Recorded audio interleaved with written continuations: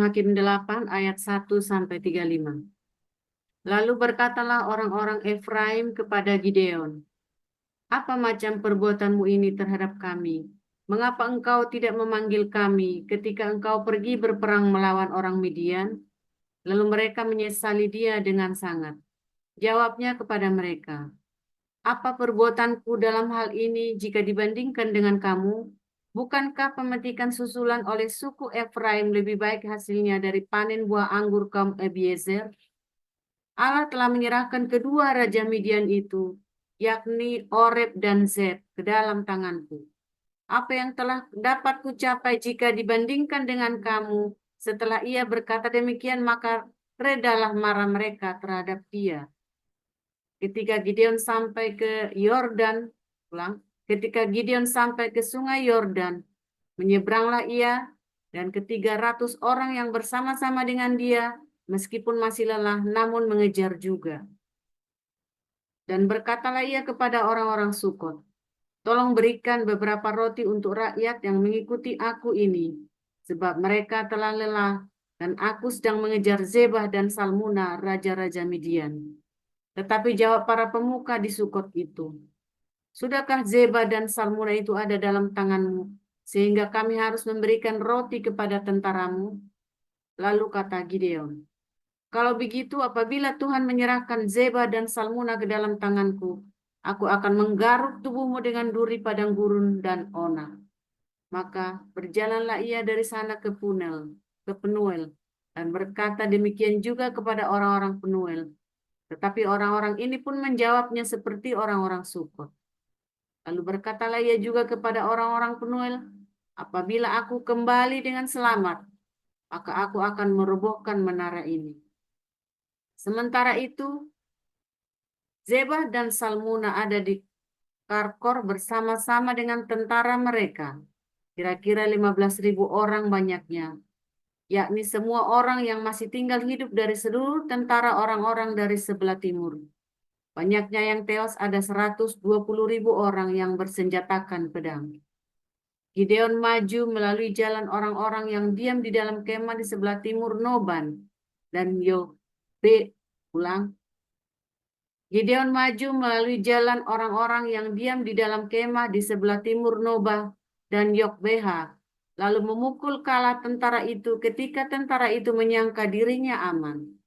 Zebah dan Salmuna melarikan diri, tapi Gideon mengejar mereka dan menawan kedua raja Midian itu, yakni Zebah dan Salmuna, sedang seluruh tentara itu dicerai-beraikannya. Kemudian kembalilah Gideon bin Yoas dari peperangan dengan melalui pendakian Heres. Ditangkapnya lah seorang muda dari penduduk Sukot. Setelah ditanyai, orang itu menuliskan nama para pemuka dan para tua-tua di Sukot untuk Gideon. 77 orang banyaknya. Lalu pergilah Gideon kepada orang-orang Sukot sambil berkata, "Inilah Zebah dan Salmuna yang karenanya kamu telah mencela aku dengan berkata, 'Sudahkah Zebah dan Salmuna itu ada dalam tanganmu, sehingga kami harus memberikan roti kepada orang-orangmu yang lelah itu?' Lalu ia mengumpulkan para tua-tua kota itu, ia mengambil duri dari padang gurun dan onak, dan menghajar orang-orang Sukot dengan itu. Juga menara Penuel dirobohkannya, dan dibunuhnya orang-orang kota itu. Kemudian bertanyalah ia kepada Zebah dan Salmuna, 'Di manakah orang-orang yang telah kau bunuh di Tabor itu?' Jawab mereka, 'Mereka itu serupa dengan engkau, sikap mereka masing-masing seperti anak raja.' Lalu kata Gideon, 'Saudara-saudaraku lah itu, anak-anak ibuku. Demi Tuhan yang hidup, seandainya kamu membiarkan mereka hidup, aku tidak akan membunuh kamu.' Katanya kepada Jeter, anak sulungnya, 'Bangunlah, bunuhlah mereka.' Tetapi orang muda itu tidak menghunus pedangnya karena ia takut, sebab ia masih muda. Lalu kata Zebah dan Salmuna, 'Bangunlah engkau sendiri dan paranglah kami, sebab seperti orangnya, demikian pula kekuatannya.' Maka bangunlah Gideon, dibunuhnya Zebah dan Salmuna, kemudian diambilnya bulan-bulanan yang ada pada leher unta mereka. Kemudian berkatalah orang Israel kepada Gideon, 'Biarlah engkau memerintah kami, baik engkau baik, anakmu maupun cucumu, sebab engkaulah yang telah menyelamatkan kami dari tangan orang Midian. Jawab Gideon kepada mereka, aku tidak akan memerintah kamu, dan juga anakku tidak akan memerintah kamu, tetapi Tuhan yang memerintah kamu. Selanjutnya kata Gideon kepada mereka, satu hal saja yang kuminta kepadamu. Baiklah kamu masing-masing memberikan anting-anting dari jarahannya, karena musuh itu beranting-anting emas, sebab mereka orang Israel. Jawab mereka, kami mau memberikannya dengan suka hati. Dan setelah dihamparkan sehelai kain, maka masing-masing melemparkan anting-anting dari jarahannya ke atas kain itu. Adapun berat anting-anting emas yang dimintanya itu, ada 1.700 shikal emas, belum terhitung bulan-bulanan, perhiasan telinga, dan pakaian kain ungu muda yang dipakai oleh raja-raja Midian, dan belum terhitung kalung rantai yang ada pada leher unta mereka. Kemudian Gideon membuat efod dari semuanya itu dan menempatkannya di kotanya di Ofra. Di sanalah orang Israel berlaku serong dengan menyembah efod itu. Inilah yang menjadi jerat bagi Gideon dan seisi rumahnya. Demikianlah orang Midian tunduk kepada orang Israel dan tidak dapat menegakkan kepalanya lagi. Maka amanlah negeri itu 40 tahun lamanya pada zaman Gideon. Lalu Yerubbaal bin Yoas pergilah dan diam di rumahnya sendiri. Gideon mempunyai 70 anak laki-laki, semuanya anak kandungnya, sebab ia beristri banyak. Juga gundiknya yang tinggal di Sikem melahirkan seorang anak laki-laki baginya. Lalu ia memberikan nama Abimelek kepada anak itu. Gideon bin Yoas mati pada waktu rambutnya telah putih. Lalu dikuburkan dalam kubur Yoas ayahnya di Ofra, kota orang Abiezer. Setelah Gideon mati, kembalilah orang Israel berjalan serong dengan mengikut para Baal dan membuat Baal Berit menjadi Allah mereka. Orang Israel tidak ingat kepada Tuhan Allah mereka yang telah melepaskan mereka dari tangan semua musuhnya di sekelilingnya. Juga tidak menunjukkan terima kasihnya kepada keturunan Yerubbaal, Gideon, seimbang dengan segala yang baik yang telah dilakukannya kepada orang Israel. Demikian. Alangkah baiknya jika kamu sabar terhadap kebodohanku yang kecil itu. Memang kamu sabar terhadap aku. Sebab aku cemburu kepada kamu dengan cemburu. Sebab aku cemburu kepada kamu dengan cemburu ilahi. Karena aku telah mempertunangkan kamu kepada satu laki-laki untuk membawa kamu sebagai perawan suci kepada Kristus. Tetapi aku takut kalau pikiran kamu disesatkan dari kesetiaan kamu yang sejati kepada Kristus, sama seperti Hawa diperdayakan oleh ular itu dengan kelicikannya. Sebab kamu sabar saja jika ada orang datang memberitakan Yesus yang lain daripada yang telah kami beritakan, atau memberikan kepada kamu roh yang lain daripada yang telah kamu terima, atau Injil yang lain daripada yang telah kamu terima. Tetapi menurut pendapatku, sedikit pun aku tidak kurang daripada rasul-rasul yang tak ada taranya itu.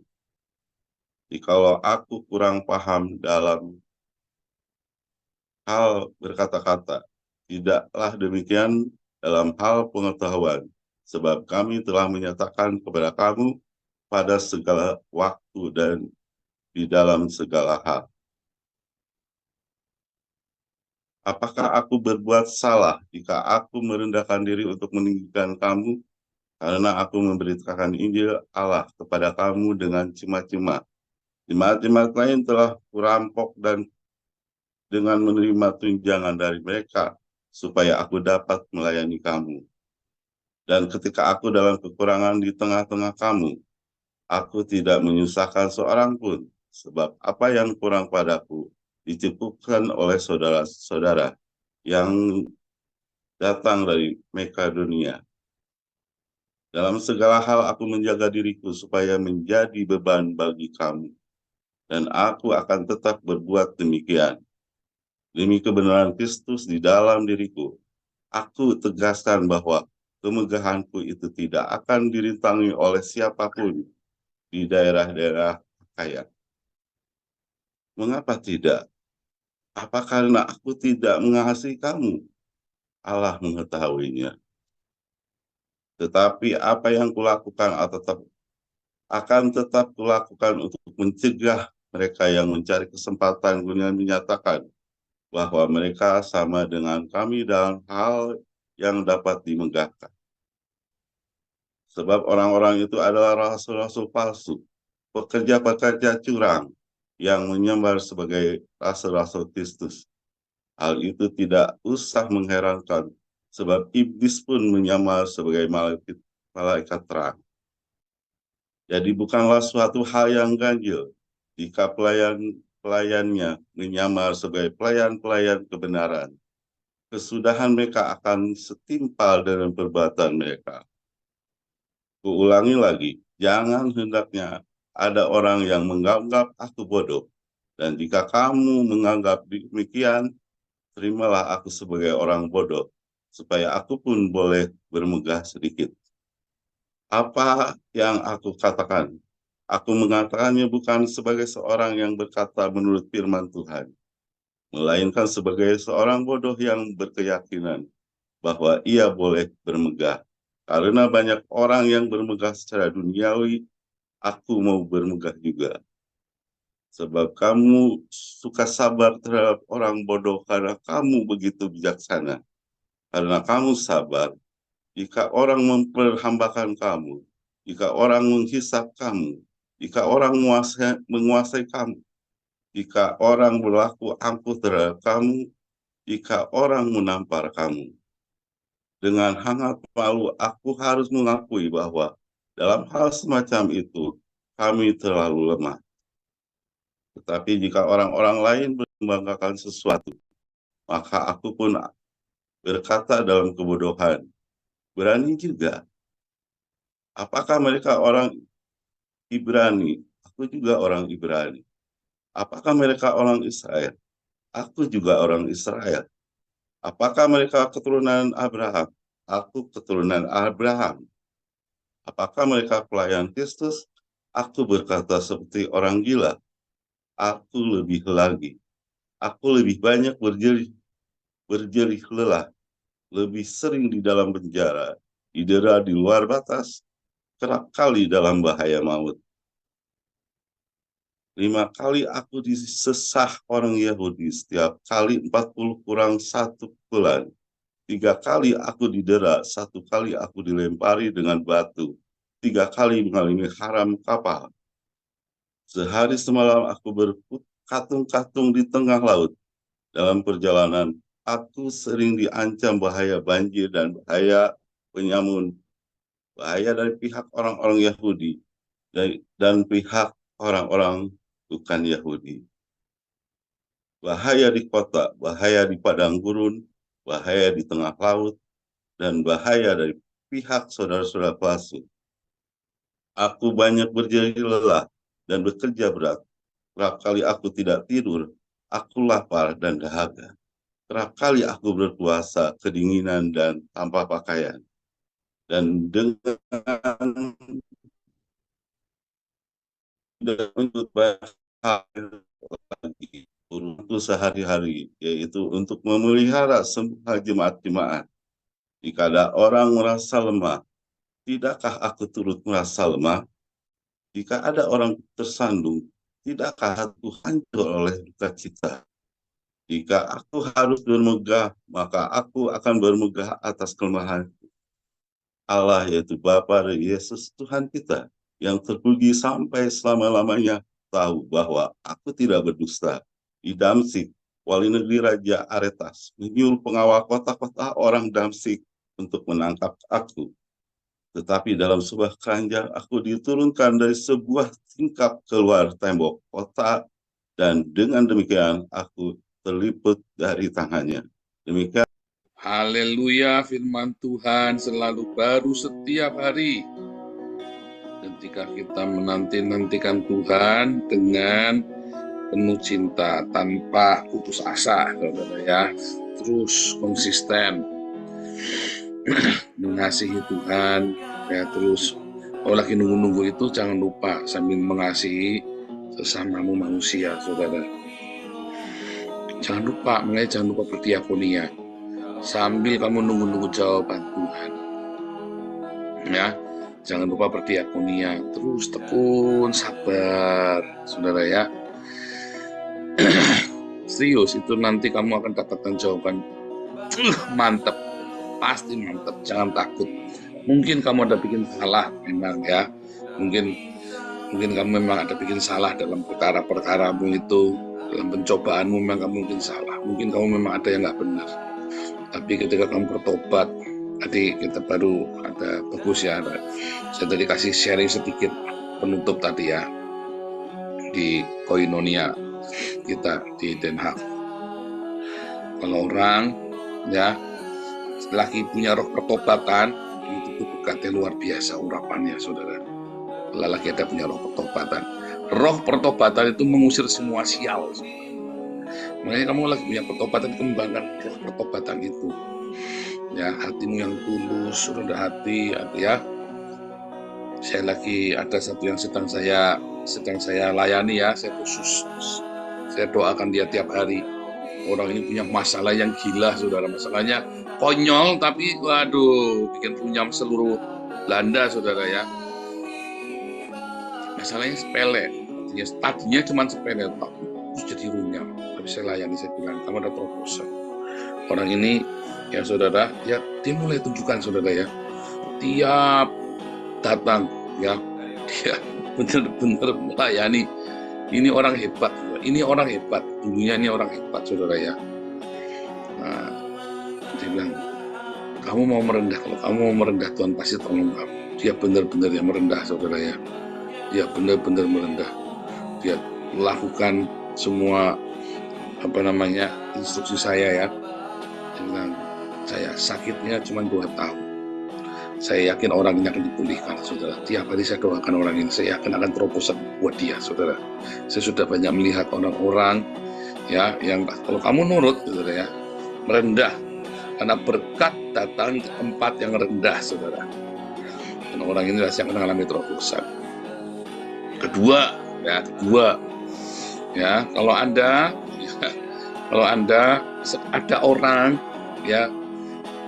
Koden itu ngomong kemarin bagus ya, hari apa itu kalau nggak salah itu, ada cari Facebooknya Daniel Alexander ya. Jangan pernah menilai orang, bahasa Belandanya itu beoordeling ya. Jangan kamu menilai orang sembarangan. Mungkin dia dulu jahat, tapi waktu dia bertobat kan kamu nggak tahu. Jangan-jangan waktu dia bertobat malah kamu yang belum bertobat. Dan orang ini kemudian diberkati Tuhan, padahal orang dosanya banyak, sementara kamu dosanya dikit, tapi orang itu yang diberkati Tuhan, karena dia bertobat, saudara. Ya, jadi hati-hati, saudara ya, 2 hal itu kamu ingat-ingat. Ini adalah hukum universal, bukan hukum agama. Hukum agama nggak begitu, saudara. Hukum agama beda. Ini adalah hukum universal, hukum alam semesta ini. Ya, the law of universe. The universal law of universe. Bagus kan? Universal law of universe. Hukum yang secara umum yang ada di alam semesta ini. The universal law of universe. Ingat-ingat namanya ya. Nama ini yang bikin Nabi 26, saudara ya. Universal law of universe. Hukum yang universal di alam semesta ini. Ya. 1, berkat itu mencari tempat yang rendah, saudara. Ya. 2, ya, kalau kamu ketemu seseorang, mungkin dia orang yang sangat kurang ajar, jangan pernah kamu menilai dia. Ya. Kita tidak tahu kalau dia sudah bertobat, malah kamu yang belum.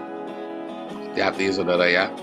Jangan-jangan dia sudah bertobat, jadi sekalipun dia dosanya banyak, kamu dosanya dikit, malah dia diberkati Tuhan, saudara. Kamu malah ketiban sial. Ya, makanya hati-hati, saudara. Ini adalah universal law of universe. Kamu mau agama apapun, mau ceritanya budaya apapun, tradisi apapun, berkat itu selalu cari ke tempat yang rendah. Mau kamu ateis, mau kamu agnostik, Kristen progresif, Kristen abal-abal, Islam radikal, Islam teroris, Islam modern Nusantara, Buddha, Hindu, apapun namanya, saudara ya. Berkat itu selalu mencari orang-orang yang rendah hati. Ya. Kedua, jangan pernah kamu menilai orang di stereotip selamanya begitu. Itu saudara. Belum tentu orang itu ada tobatnya, dan kita tidak tahu kapan tobatnya dia. Saya sendiri kan sudah tobat. Lalu orang-orang yang dulu saya sakiti gimana, saudara? Masih misu. Tapi saya diberkati lebih dari dia, kan dia nggak bisa apa-apa. Kecuali dia sama-sama yang mencari Tuhan. Tapi Anda ingat anak bungsu dengan anak sulung. Si anak sulung ini nggak dapat apa-apa. Lukas 15 ya. Anak bungsu ini mendapatkan berkat yang luar biasa. Dapat cincin baru, dapat jubah baru, sandal baru. Ya kan?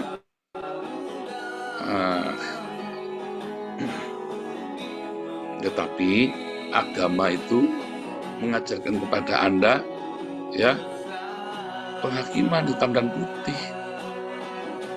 Agama membuat kamu itu jadi menghakimi satu sama lain. Kamu menetapkan standar ya.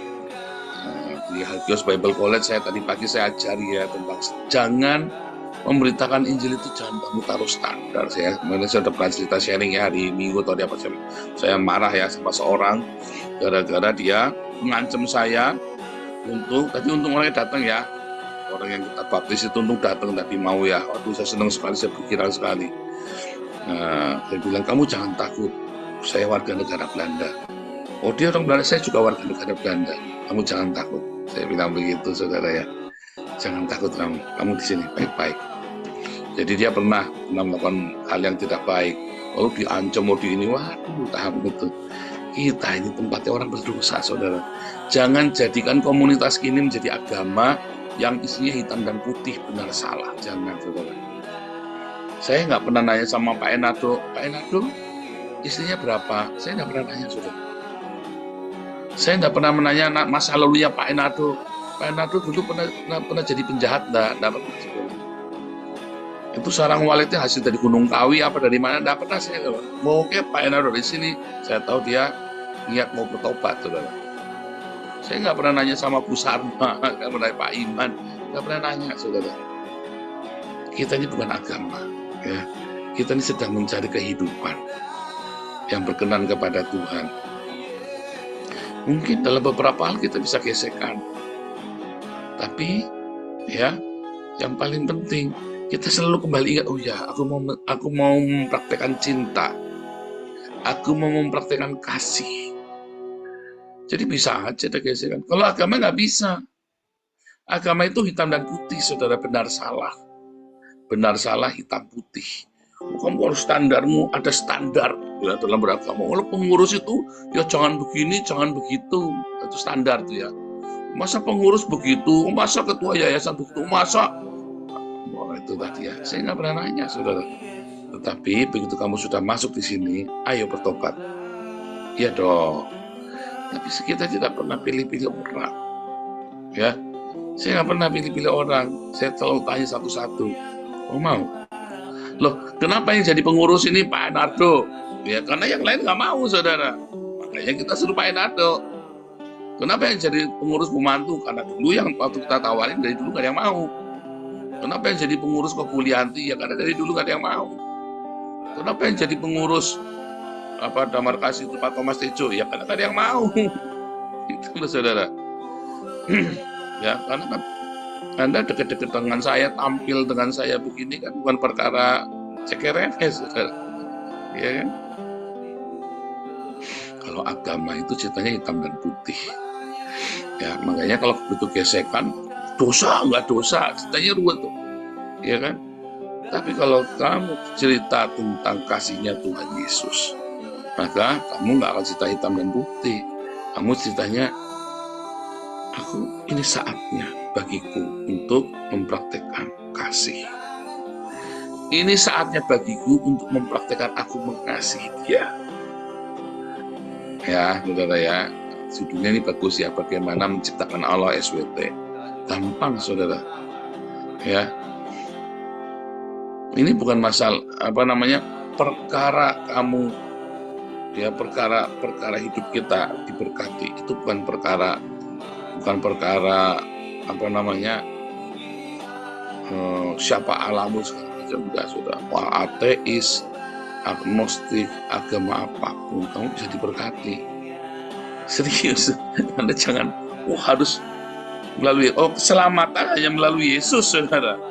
Keselamatan hanya melalui Yesus. Tapi untuk hidupmu diberkati dalam hal materi, dalam kebahagiaan, ya itu bukan masalah cuma keselamatan dalam Yesus. Itu adalah hukum universal. Ya, jadi jangan mengklaim bahwa yang paling yang lain nggak ada, nggak bisa. Kalau keselamatan, karena standar cintanya kan harus standar cintanya Tuhan Yesus. Ya, tapi kalau masalah berkat, kamu kudu rajin bekerja, jujur, dan sebagainya macam itu caranya ya. Makanya kalau Anda diminyamin dengan Allah, Tuhan apa, itu gampang, saudara. Bagaimana sih cara menciptakan Allah? Anda masuk aja ke gua, saudara. Begitu keluar, Anda bilang aku nabi. Nih, aku bersama dengan Allah. Itu saja, saudara. Menciptakan Allah itu gampang. Ya, mungkin beberapa orang mulai shock ya ketika saya bilang. Ya, di kelas profetik juga saya ngajarin ya. Kamu tahu itu agama. Agama itu adalah sains, adalah science. Kalau kamu kembali kepada agama, kalau kamu bercokol dengan agama, di mana agama itu lahir dan bertumbuh, maka kamu kembali ke zaman itu. Kalau kamu adalah agamanya Viking gitu ya, Thor, ya kamu ke zamannya mereka itu. Kita tentang Thor, tentang klinik-klinik yang begitu, yang Thor pegang palu gede, palu gada segala macam. Tentang Zeus, tentang siapa lagi ya, tentang Odin, nah, ya itu tadi dongeng-dongeng yang begitu. Itu sains. Kalau kamu percaya kepada Dewa Ra, kamu kembali ke peradaban Mesir. Kalau kamu percaya kepada Allah SWT, kamu kembali ke peradabannya Nimrod. Bukan Muhammad, mundur kamu, saudara, kepada yang Nimrod. Karena Nimrod itu menyembah Allah, monoteisme, tauhid. Tauhid ya. Nimrod itu tauhid ya, sama seperti Muhammad. Orang Kristen bukan tauhid, Yahudi bukan tauhid, monolatri. Elohim, ya bukan Allah satu, satu. Elohim itu kamu nggak bisa hitung, ya. Ada akhiran im. Nah, ketika kamu datang kepada agama, maka kamu sedang membuat hitam putih aturan-aturan dalam pikiranmu sendiri. Makanya kamu tidak menemukan jawaban doamu di dalam agama. Ketok seperti saya, saudara. Kamu jangan nggak jujur dengan diri sendiri. Berapa banyak kamu doa, 1000 doamu, belum tentu 999 kali kamu jawab. Dari 1000 doamu, ya, jangankan 900, belum tentu 1 kali dijawab. Peluangnya cuma 1/1000, belum tentu, saudara. Kamu doa 1.000.000 kali aja belum tentu 1 kali dijawab kok. Kalau pasti jawab itu bukan karena jawaban doa, itu karena random. Ya kan? Tuhan, tolong Tuhan supaya besok jangan hujan. Besok ada hujan benar. Apakah Tuhan menjawab doamu?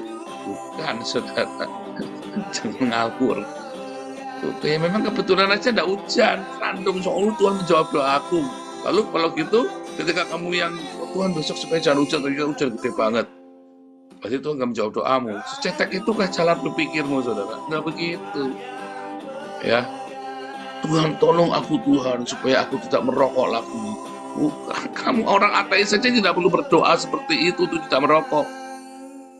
Orang ateis itu tidak perlu berdoa supaya berhenti merokok. Orang ateis itu tidak perlu berdoa supaya berhenti pakai narkoba. Orang ateis itu tidak perlu berdoa supaya nggak pergi ke Alexis. Ya, dia memutuskan saja. Aku tidak mau merokok lagi.